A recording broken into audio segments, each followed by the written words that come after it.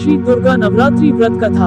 एक समय बृहस्पति जी ब्रह्मा जी से बोले, हे ब्रह्मन श्रेष्ठ, चैत्र व आश्विन मास के शुक्ल पक्ष में नवरात्र का व्रत और उत्सव क्यों किया जाता है?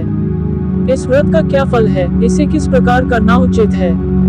पहले इस व्रत को किसने किया, सो विस्तार से कहिए। बृहस्पति जी का ऐसा प्रश्न सुन ब्रह्मा जी ने कहा, हे बृहस्पति, प्राणियों के हित की इच्छा से तुमने बहुत अच्छा प्रश्न किया है। जो मनुष्य मनोरथ पूर्ण करने वाली दुर्गा, महादेव, सूर्य और नारायण का ध्यान करते हैं, वे मनुष्य धन्य हैं। ये नवरात्र व्रत संपूर्ण कामनाओं को पूर्ण करने वाला है। इसके करने से पुत्र की कामना वाले को पुत्र, धन की लालसा वाले को धन, विद्या की चाहना वाले को विद्या और सुख की इच्छा वाले को सुख मिलता है। इस व्रत को करने से रोगी मनुष्य का रोग दूर हो जाता है, मनुष्य की संपूर्ण विपत्तियां दूर हो जाती हैं और घर में समृद्धि की वृद्धि होती है। बंध्या को पुत्र प्राप्त होता है, समस्त पापों से छुटकारा मिल जाता है और मन का मनोरथ सिद्ध हो जाता है। जो मनुष्य इस नवरात्र व्रत को नहीं करता, वह अनेक दुखों को भोगता है और कष्ट व रोग से पीड़ित हो अंधहीनता को प्राप्त होता है।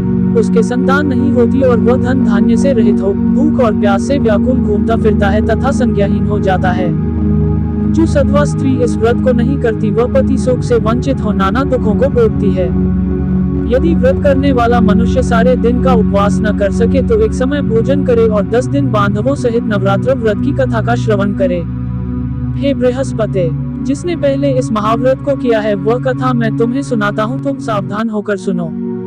इस प्रकार ब्रह्मा जी का वचन सुनकर बृहस्पति जी बोले, हे ब्राह्मण, मनुष्यों का कल्याण करने वाले इस व्रत के इतिहास को मेरे लिए कहो, मैं सावधान होकर सुन रहा हूँ। आपकी शरण में आए हुए मुझ पर कृपा करो। ब्रह्मा जी बोले, प्राचीन काल में मनोहर नगर में पीठत नाम का एक अनाथ ब्राह्मण रहता था। वह भगवती दुर्गा का भक्त था। उसके संपूर्ण सद्गुणों से युक्त सुमति नाम की एक अत्यंत सुंदरी कन्या उत्पन्न हुई। वह कन्या सुमति अपने पिता के घर बाल्यकाल में अपनी सहेलियों के साथ क्रीड़ा करती हुई इस प्रकार बढ़ने लगी जैसे शुक्ल पक्ष में चंद्रमा की कला बढ़ती है। उसका पिता प्रतिदिन जब दुर्गा की पूजा करके होम किया करता, वह उस समय नियम से वहां उपस्थित रहती। एक दिन सुमति अपनी सखियों के साथ खेल में लग गई और भगवती के पूजन में उपस्थित नहीं हुई। उसके पिता को पुत्री की ऐसी असावधानी देखकर क्रोध आया और वह पुत्री से कहने लगा, अरे दुष्ट पुत्री, आज तूने भगवती का पूजन नहीं किया, इस कारण मैं किसी कुष्ठ रोगी या दरिद्र मनुष्य के साथ तेरा विवाह करूंगा। पिता का ऐसा वचन सुन सुमति को बड़ा दुख हुआ और पिता से कहने लगी, हे पिता, मैं आपकी कन्या हूँ तथा सब तरह आपके अधीन हूँ, जैसी आपकी इच्छा हो वैसा ही करो।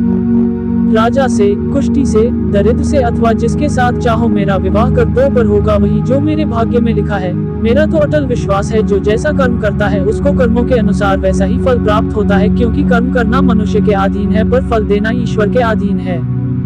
जैसे अग्नि में पड़ने से तृणादि उसको अधिक प्रदीप्त कर देते हैं, इस प्रकार कन्या के निर्भयता से कहे हुए वचन सुन उस ब्राह्मण ने क्रोधित हो अपनी कन्या का विवाह एक कुष्ठी के साथ कर दिया और अत्यंत क्रोधित हो पुत्री से कहने लगा, हे पुत्री, अपने कर्म का फल भोगो, देखे भाग्य के भरोसे रहकर क्या करती हो।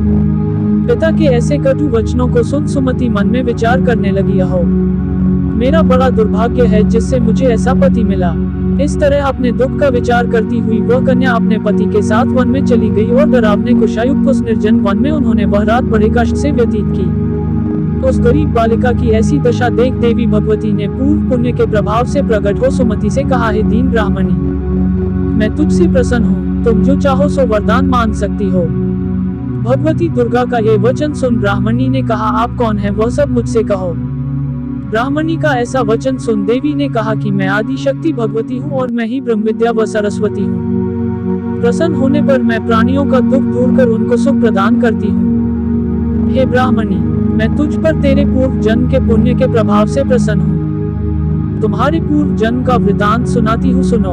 तू पूर्व जन्म में निषाद भील की स्त्री थी और अति पतिव्रता थी।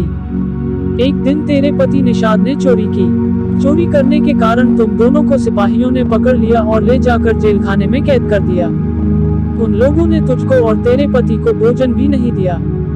इस प्रकार नवरात्र के दिनों में तुमने न तो कुछ खाया और न जल ही पिया। इस प्रकार 9 दिन तक नवरात्र का व्रत हो गया। हे ब्राह्मणी, उन दिनों में जो व्रत हुआ, इस व्रत के प्रभाव से प्रसन्न होकर मैं तुझे मनोवांछित वर देती हूँ। तुम्हारी जो इच्छा हो सो मांगो। इस प्रकार दुर्गा के वचन सुन ब्राह्मणी बोली, अगर आप मुझ पर प्रसन्न हैं तो हे दुर्गे, मैं आपको प्रणाम करती हूँ, कृपा करके मेरे पति का कोढ़ दूर करो।